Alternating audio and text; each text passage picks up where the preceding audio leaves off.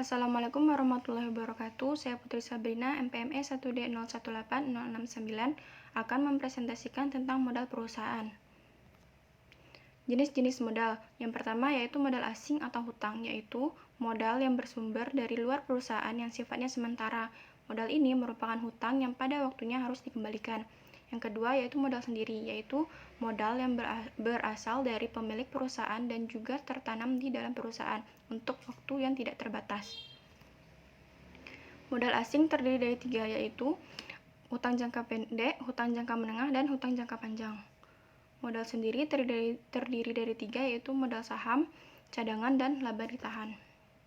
Hutang jangka pendek. Hutang jangka pendek merupakan kewajiban keuangan suatu perusahaan yang harus dibayarkan dalam jangka waktu yang relatif singkat, umumnya kurang dari 1 tahun. Hutang jangka pendek terdiri dari kredit rekening koran, kredit dari penjual, kredit dari pembeli, dan kredit wesel. Kredit rekening koran adalah kredit yang diberikan oleh bank dengan batas plafon tertentu yang tidak diambil sekaligus tetapi sesuai dengan kebutuhan. Kredit dari penjual, yaitu kredit yang terjadi jika terjadi penjualan secara kredit. Kredit dari pembeli, yaitu kredit yang diberikan perusahaan sebagai pembeli dari pemasok. Kredit wesel adalah surat pengakuan hutang, yaitu kesanggupan untuk membayar sejumlah uang tertentu pada saat tertentu. Hutang jangka menengah. Hutang jangka menengah merupakan hutang yang memiliki jangka waktu lebih lama dari hutang jangka pendek dan lebih singkat dari hutang jangka panjang, dengan jangka waktu antara 1-10 tahun.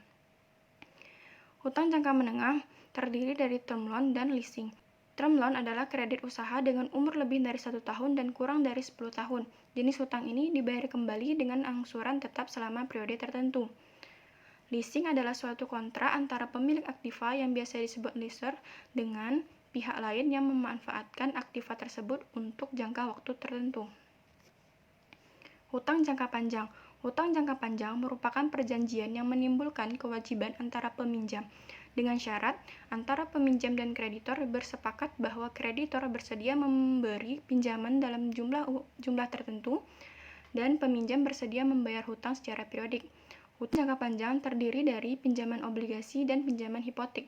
Pinjaman obligasi adalah pinjaman uang untuk jangka waktu yang panjang, di mana debitur mengeluarkan surat pengakuan hutang yang mempunyai nominal tertentu. Pinjaman hipotek yaitu kreditur diberi hak hipotek terhadap suatu barang tidak bergerak, agar bila debitur tidak memenuhi kewajiban, barang itu dapat dijual dan dari hasil penjualan dapat digunakan untuk menutup tagihannya. Kemudian modal sendiri. Yang pertama yaitu modal saham. Modal saham terbagi menjadi dua, yaitu saham biasa dan saham istimewa. Saham biasa adalah saham yang menempatkan pemiliknya paling terakhir terhadap pembagian dividen dan hal atas harta kekayaan perusahaan apabila perusahaan tersebut dilikuidasi. Hal ini disebabkan pemilik saham biasa tidak memiliki hak-hak istimewa. Saham istimewa. Saham istimewa adalah saham yang memiliki karakteristik gabungan antara obligasi dan saham biasa, karena bisa menghasilkan pendapatan tetap. Hal ini disebabkan karena mendapatkan hak pembagian dividen secara tetap. Kemudian cadangan dan laba ditahan. Cadangan. Cadangan yang dimaksudkan adalah cadangan yang dibentuk dari keuntungan yang diperoleh oleh perusahaan selama beberapa waktu yang lampau atau dari tahun yang berjalan. Kemudian laba ditahan, yaitu keuntungan yang diperoleh oleh suatu perusahaan dapat sebagian dibayarkan sebagai dividen dan sebagian ditahan oleh perusahaan. Apabila perusahaan belum mempunyai tujuan tertentu mengenai penggunaan keuntungan tersebut, maka keuntungan tersebut merupakan keuntungan yang ditahan.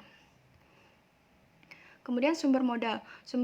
Sumber modal terdiri dari dua, yaitu modal internal dan modal eksternal. Modal internal adalah modal yang berasal dari dalam perusahaan. Contohnya seperti keuntungan yang ditahan dan penyusutan. Keuntungan yang ditahan adalah laba bersih yang disimpan untuk diakumulasikan dalam suatu bisnis setelah dividen dibayarkan. Penyusutan adalah alokasi suatu aktiva yang dapat disusutkan sepanjang masa manfaat yang diestimasi. Modal eksternal adalah modal yang berasal dari luar perusahaan, contohnya seperti bank, supplier, perusahaan leasing, dan pasar modal. Struktur kekayaan. Struktur kekayaan adalah perbandingan antara aktiva lancar dan aktiva tetap, baik dalam artian absolut ataupun relatif. Kemudian struktur finansial, yaitu perbandingan antara total kewajiban dan modal sendiri, baik dalam artian absolut ataupun relatif. Kemudian struktur modal adalah perbandingan antara kewajiban jangka panjang dengan jumlah modal sendiri. Modal kerja. Modal kerja adalah jumlah aktiva lancar yang dimiliki perusahaan untuk membiayai kegiatan sehari-hari ataupun untuk menjaga kontinuitas usaha perusahaan. Adapun konsep modal kerja yaitu terdiri dari 3, konsep kuantitatif, konsep kualitatif, dan konsep fungsional. Konsep kuantitatif adalah konsep yang menitik beratkan pada jumlah yang dibutuhkan perusahaan guna membiayai kegiatan operasinya yang bersifat terus-menerus. Pada konsep ini, modal kerja merupakan jumlah aktiva lancar. Kemudian konsep kualitatif. Konsep ini menitik beratkan pada kualitas modal kerja. Dalam konsep ini, modal kerja merupakan selisih antara aktiva lancar dengan hutang lancar. Kemudian konsep fungsional. Konsep ini menitik beratkan pada dana dalam menghasilkan income dari usaha pokok perusahaan itu sendiri. Yang terakhir yaitu pentingnya modal kerja. Yang pertama adalah untuk menghindari terjadinya krisis modal kerja. Yang kedua, untuk membayar semua kewajiban tepat pada waktunya. Yang ketiga, untuk membeli persediaan untuk melayani konsumen. Yang keempat, untuk memberikan syarat kredit kepada pelanggan. Yang kelima, perusahaan dapat beroperasi secara lebih efisien. Sekian dari saya. Assalamualaikum warahmatullahi wabarakatuh.